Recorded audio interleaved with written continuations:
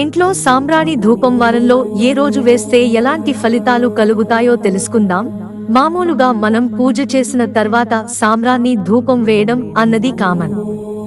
ధూపం వేయడం వల్ల ఎన్నో రకాల ప్రయోజనాలు ఉన్నాయి అన్న విషయం మనందరికీ తెలిసిందే. ఇంట్లో పాజిటివ్ ఎనర్జీ ఉండడంతో పాటు ఎన్నో రకాల ప్రయోజనాలు కూడా కలుగుతాయట. ఇల్లు, ఇంటి పరిసరాలను పరిశుభ్రంగా, సువాసన భరితంగా మార్చుకునేందుకు ఈ ధూపం ఉపయోగపడుతుంది. అలాగే పూజ గదిలో సాంబ్రాణిని వెలిగించడం వల్ల ఇల్లంతా పాజిటివ్ ఎనర్జీతో నిండిపోతుందని పండితులు చెబుతున్నారు.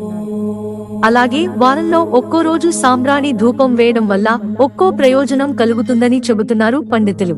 మరి ఏ రోజు సాంబ్రాణి ధూపం వేస్తే ఎలాంటి ఫలితాలు కలుగుతాయో ఇప్పుడు మనం తెలుసుకుందాం.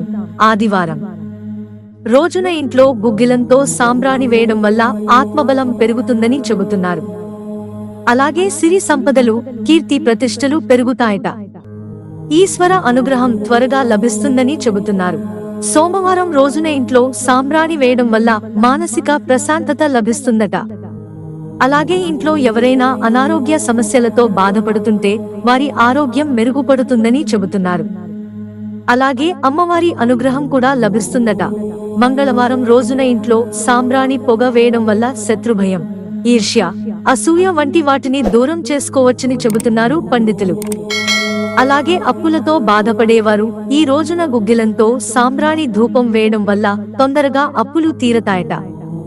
అలాగే కుమారస్వామి అనుగ్రహం పొందవచ్చట. బుధవారం రోజున సాంబ్రాణి ధూపం వేస్తే నమ్మక ద్రోహం, అలాగే ఇతరుల కుట్రల నుంచి తప్పించుకోవచ్చని చెబుతున్నారు. బుధవారం రోజున సాంబ్రాణి ధూపం వేయడం వల్ల ఆర్థిక సమస్యలు తొలగిపోతాయని చెబుతున్నారు. గురువారం రోజు చేపట్టిన పనులు ఎలాంటి ఆటంకాలు కలగకుండా పూర్తి కావాలంటే గురువారం రోజున పూజ గదిలో సాంబ్రాణి పొగ వేయాలని చెబుతున్నారు. గురు అనుగ్రహం లభిస్తుందట. శుక్రవారం రోజున సాంబ్రాణి ధూపం వేయడం వల్ల లక్ష్మీ కటాక్షం పొందవచ్చట.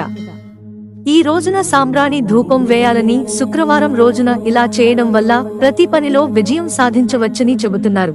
శనివారం రోజున సాంబ్రాణి ధూపం వేయడం వల్ల కుటుంబంలో ఎవరికైనా బద్ధకంగా ఉంటే బద్ధకం తగ్గి యాక్టివ్ అవుతారట.